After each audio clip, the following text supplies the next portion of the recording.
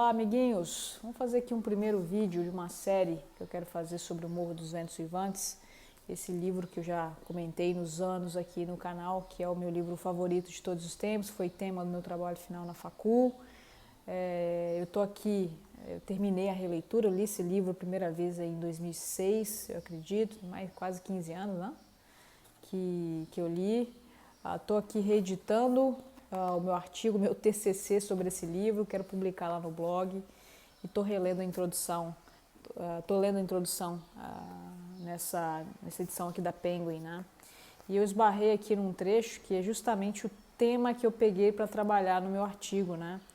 Que ele está falando que só foi até o começo, não foi, acho que comecinho do século XX que o Morro dos Ventos Uivantes começou a ganhar o apreço crítico que ele merecia, porque, para quem não sabe, o grande hit das irmãs Bronte foi o Jane Eyre, da irmã, que vendeu mais e foi mais bem aceito pela crítica. O livro Morro dos Ventos, ninguém entendeu nada. Eu não sei se eu preciso comentar com vocês o enredo, né?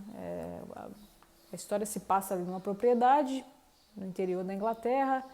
Você tem o dono desse lugar que um dia vai para uma viagem, traz de volta com ele um garoto, um cigano, que ninguém sabe a origem. Ele começa a viver ali na casa, tem uma personalidade muito individual e começa a ter um relacionamento meio que até tão profundo quanto meio que sobrenatural com a filha desse senhor, que é a Kathy, né?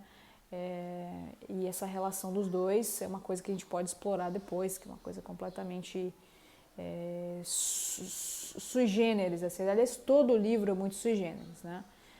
A história se desenrola a partir daí, ela tem dois narradores, nós vamos seguir essa trajetória do Heathcliff, que é esse cigano, o relacionamento dele com a Kathy que se casa não com Heathcliff, mas com um vizinho de uma casa onde tudo era muito harmonioso, tudo era muito bacana, mas a natureza dela era uma natureza mais anárquica, que era mais ou menos o que reinava na propriedade dos Morros dos Ventos Uivantes.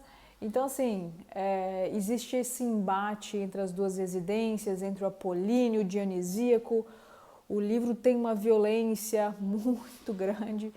Para quem vem de uma leitura meio rococó, assim, né? Vamos botar nesses termos, de uma Jane Austen, por exemplo, você lê um livro como Morro dos Ventos Uivantes, você toma um choque, eu tomei um choque na época, né? Você tem gente falando assim, como se diz, eu tenho vontade de matar ele e pintar a fachada da casa com sangue do Hindley. É esse tipo de comentário que você tem, violência entre as crianças, um sadismo muito grande, cárcere privado, você tem tudo aqui. Não tem aquela beleza dos campos ingleses, não. É uma coisa meio furiosa, né? É uma prosa absolutamente estonteante, riquíssima. O livro tem a maneira como Emily Bronte conta essa história, tão bem escrito, tão bem composto, que o pessoal na época achou que ela não tinha feito isso de propósito, que ela tentou fazer o livro ali, fez uma coisa macarrônica e saiu aquilo. Para vocês terem uma ideia. O livro foi muito criticado, um livro meio demoníaco, né, assim. E isso foi a impressão geral quando o livro foi lançado. Depois, lá para frente, começo do século XXI, é que se começa a discutir que a obra-prima das irmãs Bronte talvez tenha sido O Morro dos Ventos e não Jane Eyre. E o que mudou nesse período? Foi isso que eu analisei. Quer dizer, o que mudou? O que muda no público, leitor, que faz com que uma obra não seja tão recebida no momento e seja mais seja revitalizada, redescoberta em outro momento? Foi mais ou menos esse o mote. Eu acabei de ler aqui esse trecho, né, e falei, é isso aí, é isso que eu peguei. Eu vou continuar reeditando aqui. Só queria vir aqui falar um pouquinho que a gente vai fazer uma série de vídeos. Eu não vou deixar para fazer um vídeo só, porque senão eu fico esquecendo coisas. Um livro absolutamente fenomenal. Eu acho que ainda continua na minha lista dos meus favoritos.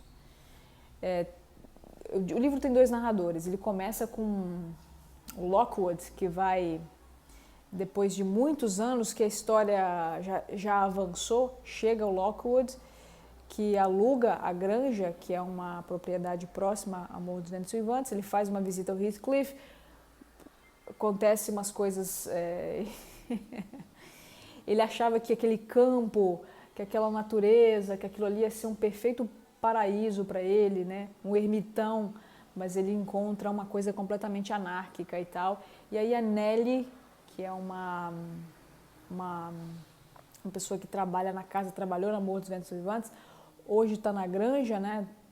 Thrushcross Grange, que é a propriedade dos Linton, com quem Kathy se casa. E ela começa a contar para ele a história. Então, assim, o livro atravessa muitas gerações, tem 2 narradores, Nellie, que tem um momento que o Lockwood fica doente, né? E a Nellie começa a contar para ele a história, quem que era o Heathcliff, o que estava acontecendo, qual que é o contexto que ele chegou ali.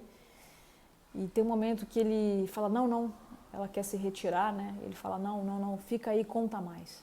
Isso somos nós, implorando para Nellie Dean, né, que é o nome dessa governanta e tal, continue nos contando essa história, porque que história bem contada, que robustez de narrativa, gente. É uma coisa maravilhosa, maravilhosa. Isso aqui é um primeiro videozinho, eu vou gravando assim as coisas que eu fui encontrando, achando interessante, eu vou postando aqui aos pouquinhos, ok? Vamos conversar sobre o Morro, que eu escrevi no meu blog muitos anos atrás, que era a maior maravilha literária da Terra. Um pequeno statement. Já leu? Vamos começar essa discussão aqui. Até a próxima.